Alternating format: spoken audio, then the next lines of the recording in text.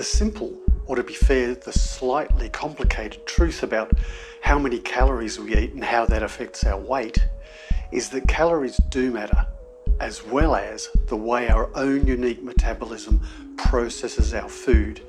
They both matter. The calorie hypothesis people on one side and the metabolism/hormone people on the other side have been fighting this out for decades, and they both have a point.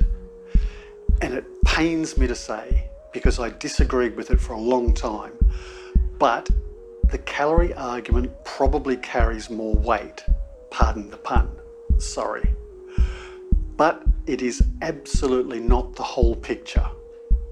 For most of us, if we eat way more energy than we use, we're probably going to gain weight. But that will be moderated by our individual physiology, metabolism, and activity level. However, it doesn't mean we have to count calories. We need to get familiar with the types and quantities of foods we eat, and there is a simple and intuitive way of doing this, which I'll discuss later in the video. But firstly, let's take a quick look at 4 important ways our bodies process foods. Firstly, let's look at food types. What we choose to eat can end up influencing how many calories or how much energy we eat. For example, consuming processed foods appears to drive us to eat more calories than we would with unprocessed foods. Surprise, surprise, not. So obviously, it's wise to determine our food choices in a way that will allow our bodies to process calories to our advantage. Second is the gut microbiome. Many billions of bacteria live in our gut, and the predominant types appear to influence how many calories our bodies absorb from food.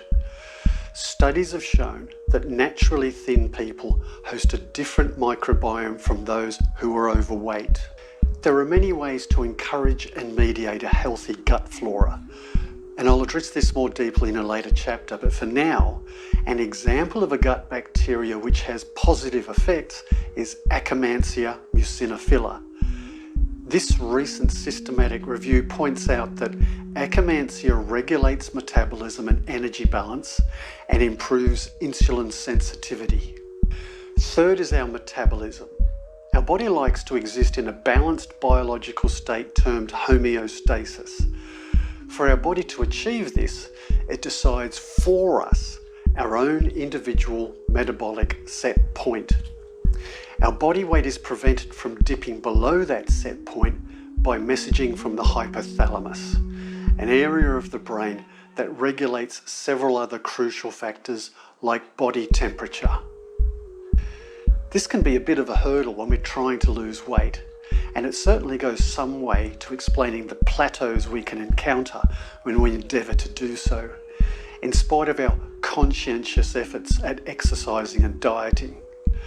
The metabolic set point may also explain why we can regain weight so rapidly after losing it. It suggests we undergo a metabolic adaptation, or a kind of stress response when the body feels threatened by a sudden change in energy consumption.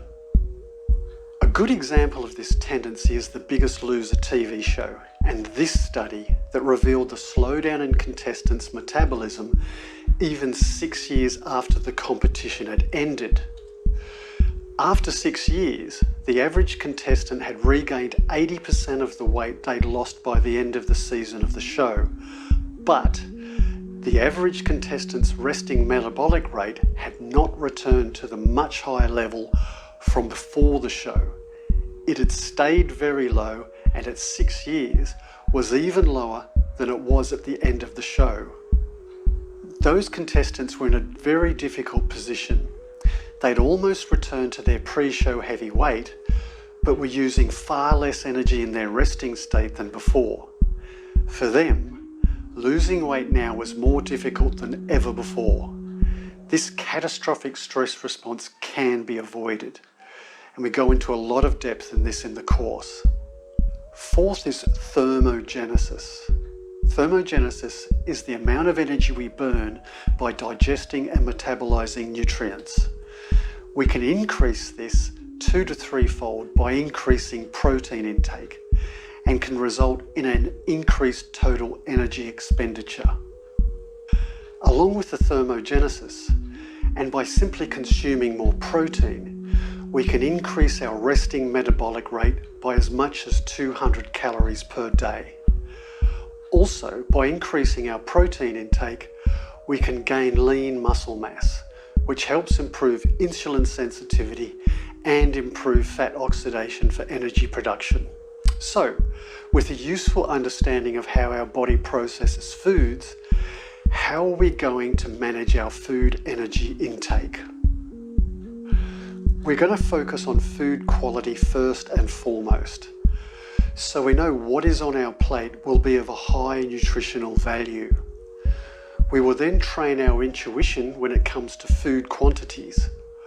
We'll get to know, by sight, what is an appropriate amount of food for each meal. By broadly watching the way we apportion our meals, we are, over time, going to get a very good, steady handle on the quantities that work well for us. There are millions of people out there doing this all the time without even being fully aware. They know the foods that work well for them and they know how much to eat. So essentially, we are going to learn to see and understand the food on our plate. It is one of our main goals and one of the most powerful tools we could ever use. We want this to be simple. We want to be able to plan, prepare and serve our food without getting out our calculator or addressing any convoluted food charts. The specifics of learning this approach are an integral aspect of the 40 Plus Rebuild program, and we master these skills in the first half of the course. Along with mastering the intuitive eating approach, we'll also be using the protein forward method to ensure satiety from our first meal of the day.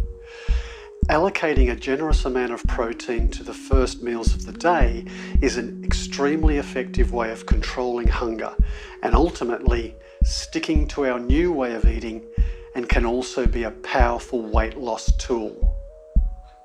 We'll be cutting down on processed foods and instead focusing on whole foods, the lists of which are included in this chapter. We'll be pinpointing the foods that work best for your metabolism and basing the core of your diet around those. By switching over to the more intuitive way of eating, we'll eliminate the need for calorie counting and food diaries. Once we've mastered this approach, organising our diet will be simple and second nature. Worrying about calories and confusing diet rules will be a thing of the past.